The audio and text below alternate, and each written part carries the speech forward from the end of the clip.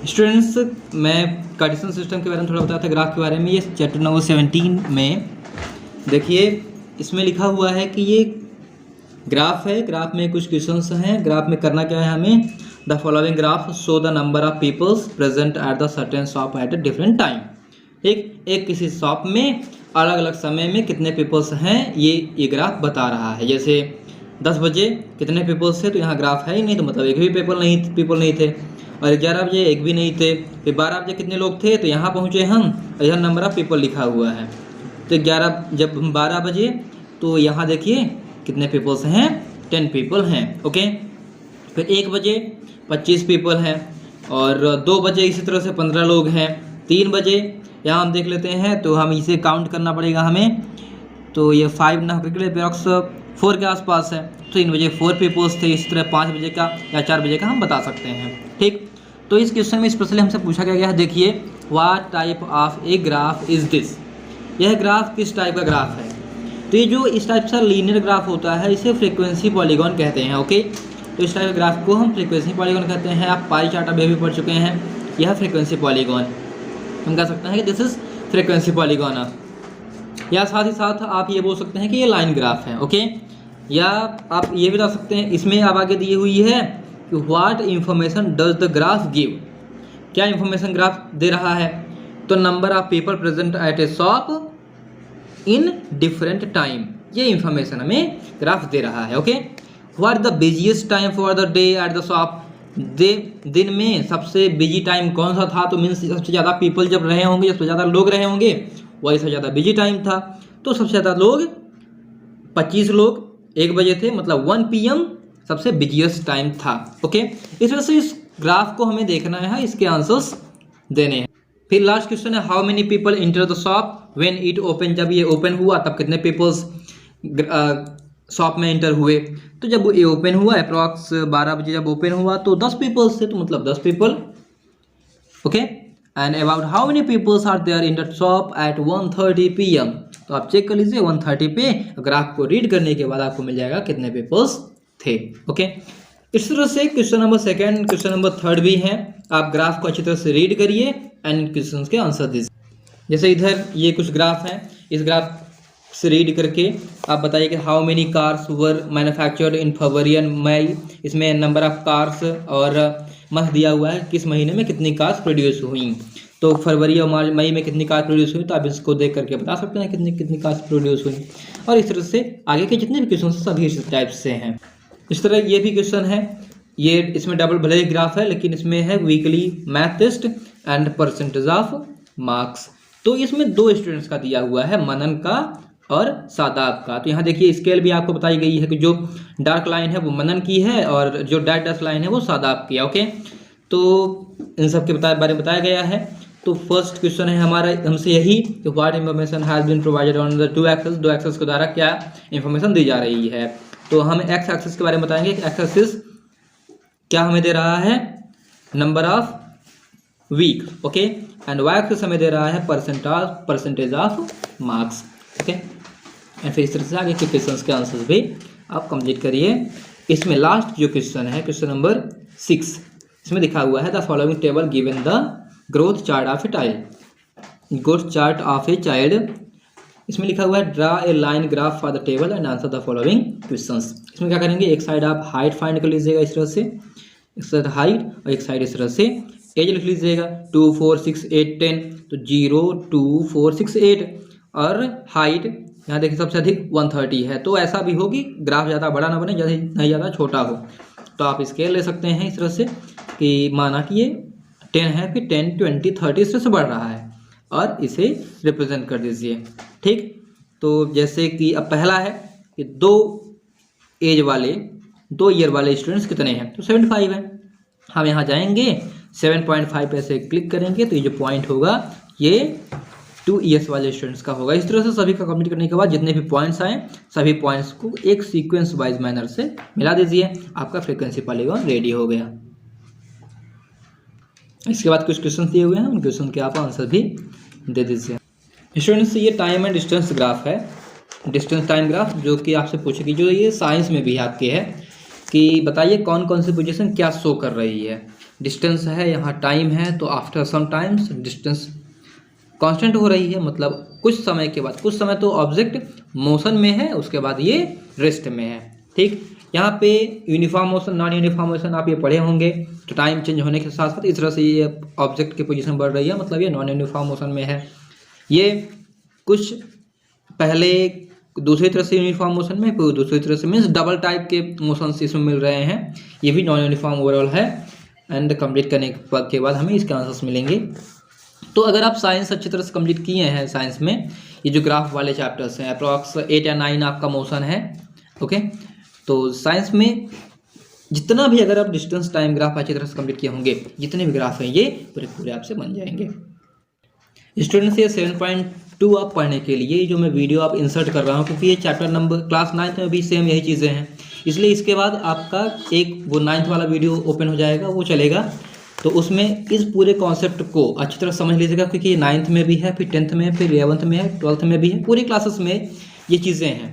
तो उसे अच्छी तरह अंडरस्टैंड करने के बाद आपके ये सभी क्वेश्चंस के आंसर आपको मिल जाएंगे। स्टूडेंट्स, आप इससे पहले नंबर लाइन में रेशनल नंबर्स को रिप्रेजेंट करना सीख चुके हैं अच्छी तरह से। नंबर लाइन में रेशनल नंबर्स को कैसे रिप्रेजेंट करेंगे, साथ ही जो नंबर लाइन है उसमें कोई भी पॉइंट है उसकी वैल्यू क्या होगी, इस पॉइंट की वैल्यू क्या होगी, ये भी हम सीख चुके हैं। साथ ही रियल नंबर को भी रिप्रेजेंट करना, it means rational and irrational दोनों को ही रिप्रेजेंट करना आप सीख चुके हैं।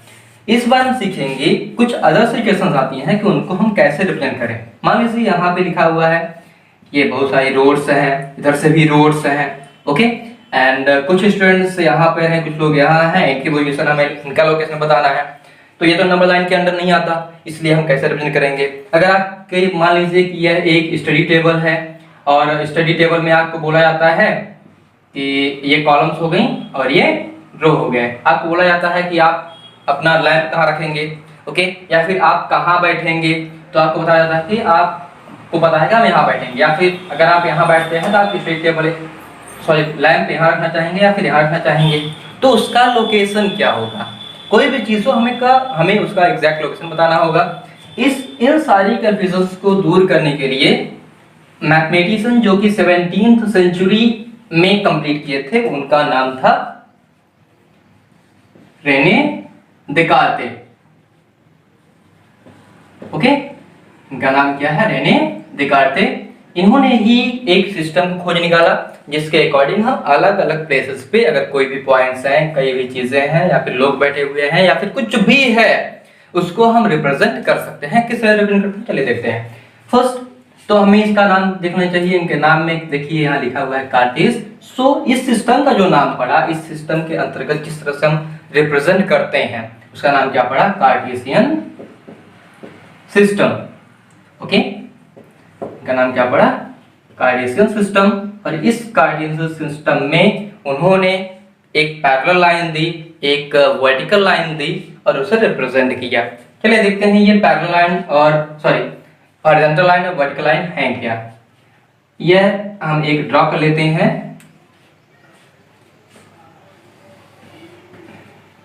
ये हो गई वर्टिकल लाइन, ओके, एंड ये हॉरिजॉन्टल लाइन, ठीक है।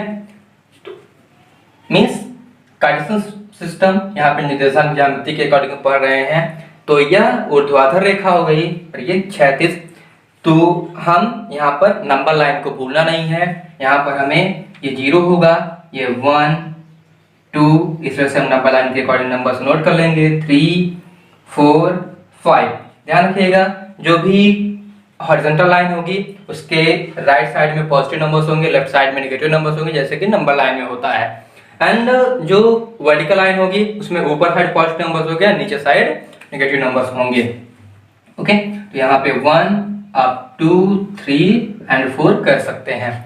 साथ ही यहाँ पे -1 -2 -3 -4 -5 इन नंबर्स को आप रिप्रेजेंट कर दीजिए। इसके बाद यहाँ -1 -2 -3 -4 -5 इसे इस तरह से रिप्रेजेंट कर देंगे। तो एक प्लेन था, ओके, जिसे इन दोनों लाइंस ने, एक वर्टिकल लाइन है एक हॉरिजॉन्टल लाइन है, वर्टिकल लाइन और हॉरिजॉन्टल लाइन है 4 पार्ट्स में डिवाइड कर दिया। ये जो प्लेन था ये 4 पार्ट में डिवाइड हो गया। यही जो प्लेन है इसे कार्टेशियन प्लेन कहते हैं। ओके, कार्टेशियन प्लेन क्यों कहते हैं? बिकॉज इसकी खोज या फिर इसका डेवलपमेंट किसने किया था? रेने देकार्ते ने किया था। ठीक, तो जो हॉरिजॉन्टल लाइन है उसे अपन या हम लोग एक्स एक्सिस के नाम से भी जानते हैं। इसे एक्स एक्सिस या एक्स अक्ष भी कहते हैं। ओके, एंड जो वर्टिकल लाइन है उसे वाई एक्सिस कहते हैं या वाई अक्ष कहते हैं। इनका एक और नाम है, एक्स एक्सिस को हम लोग एब्सिसा भी कहते हैं, एब्सिसा, एंड वाई एक्सिस को क्या कहते हैं? ऑर्डिनेट। ठीक है, X axis abscissa and Y axis को क्या कहते हैं? ऑर्डिनेट कहते हैं। और जब भी हम लिखेंगे यहाँ लिखेंगे x और यहाँ x माइनस मीन्स x को डैश से डिनोट कर देंगे तो वो x नेगेटिव हो जाएगा एंड y डैश।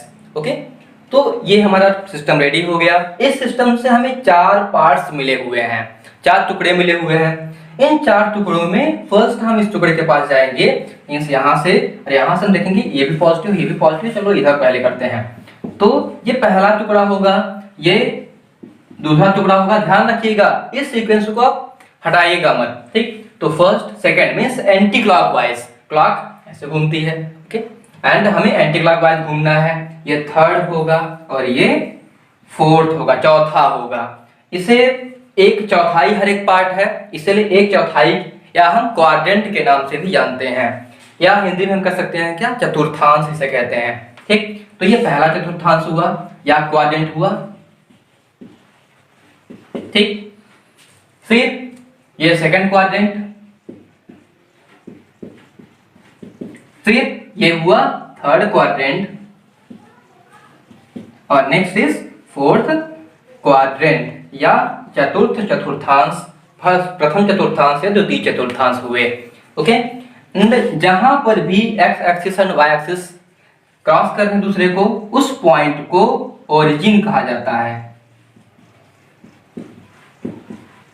ठीक, इस पॉइंट को ओरिजिन कहा जाता है और हम जिस भी पॉइंट में जिस भी जगह को रिप्रेजेंट करेंगे उसे कोऑर्डिनेट कहते हैं।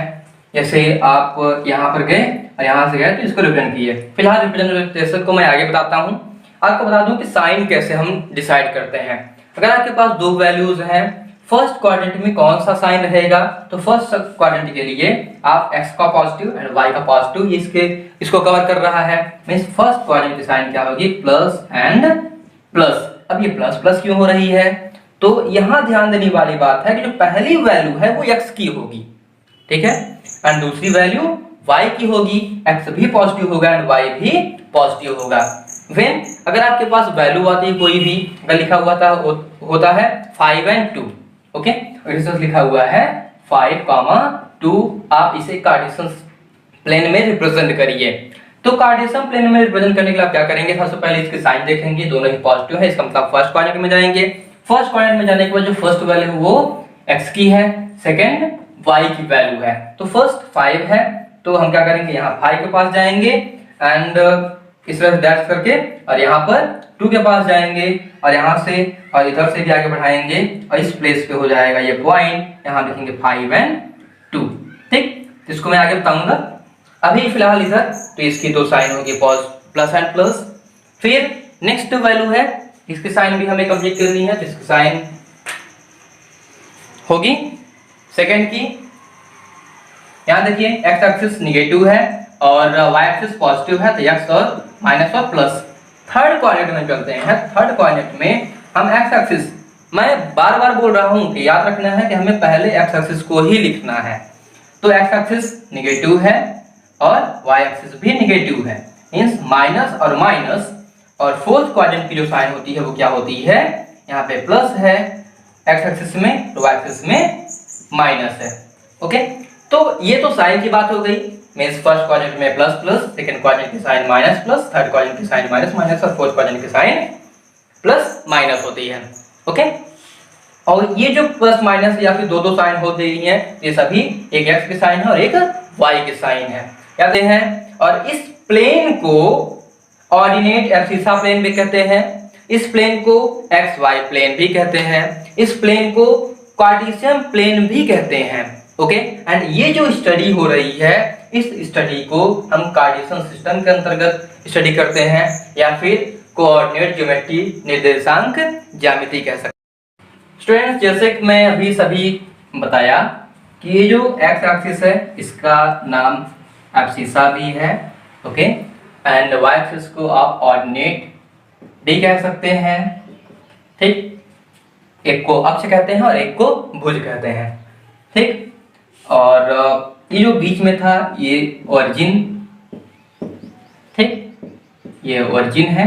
ओरिजिन का कोऑर्डिनेट क्या होता है, तो ओरिजिन का कोऑर्डिनेट यहाँ पे एक्स भी 0 है और वाई भी 0 है, इसलिए ओरिजिन का कोऑर्डिनेट 0 और 0 हो जाएगा। ओके, आपके पास अगर वैल्यू है 5 एंड -2, सबसे पहले हम देखेंगे 5 की साइन क्या है, -2 की साइन क्या है। यहाँ पे जो हमने अपने पास वैल्यू आई है ये 5 और -2 मीन्स x एंड y के फॉर्मेट में है। तो 5 कैसा है, पॉजिटिव है, मीन्स 5 प्लस की साइड में जाएगा, y नेगेटिव है मीन्स y नेगेटिव है, मीन्स ये कौन से क्वाड्रेंट में होगा। अगर आपसे क्वाड्रेंट पूछा जाता है तो आप बताएंगे 4th क्वाड्रेंट में होगा, बिकॉज इस एक प्लस और एक नेगेटिव है।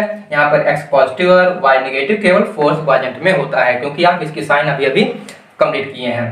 ठीक, फिर दूसरी वैल्यू सपोज दैट आपके पास आती है 3 एंड 4। -3 एंड 4 की साइन देखेंगे, -3 एंड 4 के साइन x नेगेटिव है तो x यहाँ पहुंच गए, और 4 पॉजिटिव है मींस y पॉजिटिव है तो और ऊपर पहुंच गए, तो ये -3 और यहाँ से 4 तो सेकंड क्वाड्रेंट में आएगा।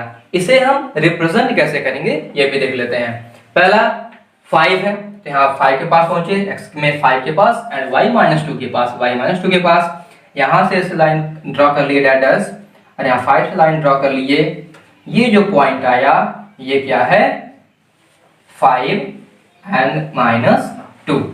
ओके, एंड सेकेंड जो है -3 और 4, -3 x की वैल्यू है तो -3 के पास गए, और 4 तो -3 और 4 कहाँ आएगा, डैश यहाँ कंप्लीट किए और यहाँ से भी ड्रॉ कर दिया। आप स्केल से कंप्लीट करेंगे तो वो सीधी आएगी, तो ये आ जाएगा -3 और 4। ओके, अब मान लीजिए कुछ क्वेश्चन ऐसे आते हैं कि आपको ऐसे लाइन दी रहती है और बताइए कि इस पॉइंट का नाम कुछ a रख दिया गया, a का कोऑर्डिनेट क्या होगा, तो आप क्या बताएंगे, a का कोऑर्डिनेट 3, 4 होगा। तो ये बिल्कुल गलत होगा, क्योंकि 3, 4 नहीं हो सकता, क्योंकि मैं पहले क्या बताया हूं कि आप कोऑर्डिनेट में पहले x की वैल्यू फिर y की वैल्यू लिखेंगे। यहाँ पर हम a में देखते हैं तो a की वैल्यू क्या है, 4 है, सॉरी x की वैल्यू क्या है, 4 है, और y की वैल्यू 3 है, इसलिए आपका जो कोऑर्डिनेट होगा वो क्या होगा, 4 एंड 3। ये याद रखिएगा। फिर और कुछ क्वेश्चंस आते हैं जहां पर इसी जगह वैल्यू इसी लाइन पे हो गई। अब यहाँ देखिए इसका कोऑर्डिनेट क्या होगा, इसका पहले x का ढूंढेंगे, x का 0 आ रहा है उसी लाइन पर है, x का 0 आ रहा है, y का -3, यहाँ 0 और -3 हो जाएगा। ओके, तो जो कुछ पॉइंट्स हैं जो first quadrant, second quadrant, third quadrant या फोर्थ क्वाड्रेंट में आएंगे। फिर कुछ पॉइंट्स ऐसे भी हैं जो लाइन पर ही आ जाएंगे, या तो एक्स एक्सिस पर आ जाएंगे या फिर वाई एक्सिस पर रिप्रेजेंट होंगे, उनको भी हम रिप्रेजेंट करेंगे। साथ ही अगर वो रिप्रेजेंट है तो उनकी वैल्यू भी निकालेंगे, उनका कोऑर्डिनेट क्या है। ठीक, तो इनको कंप्लीट करने के लिए या जब हम रिप्रेजेंटेशन करेंगे तो रिप्रेजेंट करते समय दो चीजें हमें ध्यान रखनी है। या तो हमसे पूछा जाएगा क्वाड्रेंट कौन से क्वाड्रेंट में है, या फिर किस क्वाड्रेंट में आएगा, या फिर हमसे पूछा जाएगा एक्सिस कौन सी एक्सिस में है। ओके, क्वाड्रेंट अगर पूछा गया तो आपसे first, second, third, fourth quadrant में है। अगर यहाँ इस तरह से बीच में वैल्यू आती है तो वो क्वाड्रेंट में है। एक्सिस अगर पूछा जाए इसका मतलब वो जो वैल्यू है ये इन लाइंस पर आ रही है, या तो एक्स एक्सिस पर आ रही है या फिर वाई एक्सिस पर आ रही है। अगर वो जो पॉइंट जैसे कि यहाँ पर 0 और -3 को रिप्रेजेंट किया हूँ, 0 और -3 कहाँ आ रहा है, वाई एक्सिस पर आ रहा है, दिस मींस ये एक्सिस पर है। ओके, तो हम 0 -3 का लोकेशन कहाँ बताएंगे, अगर 0 और -3 का लोकेशन पूछा जाता है तो हम सीधे बताएंगे ये वाई एक्सिस पर है। This is answer. ओके, अब सपोज दैट कुछ और क्वेश्चन होते हैं जिसमें आपसे इससे थोड़ा आगे का क्वेश्चन पूछा जाता है। अगर आपके पास है 3 - 3 एंड 4, इसमें आप बताइए एब्सिसा क्या है। एब्सिसा ऑर्डिनेट, ये सुनते ही हम थोड़ा चौंक जाते हैं, ये तो हम कार्टेशियन सिस्टम में रिप्रेजेंट करते हैं, आपके कार्टेशियन प्लेन में रिप्रेजेंट करते हैं, कैसे हम बता पाएंगे। तो इसमें चौंकने की कोई जरूरत नहीं है, ये वैल्यू है x की, ये वैल्यू है y की, और हम जानते हैं कि x को एब्सिसा एंड y को कोऑर्डिनेट भी कहते हैं। तो अगर आपसे पूछा जाता है कि इस पॉइंट का एब्सिसा क्या है, इस पॉइंट का एब्सिसा -3 है, और दूसरे उसी पॉइंट का कोऑर्डिनेट, उसी पॉइंट का ऑर्डिनेट 4 है। ओके, तो ये एब्सिसा है और ये हुआ ऑर्डिनेट, और ये पूरी वैल्यू क्या है, कोऑर्डिनेट। ठीक, और ये जो स्टडी हम कर रहे हैं इस समय, हम कोऑर्डिनेट ज्योमेट्री की कर रहे हैं, निर्देशांक ज्यामिति।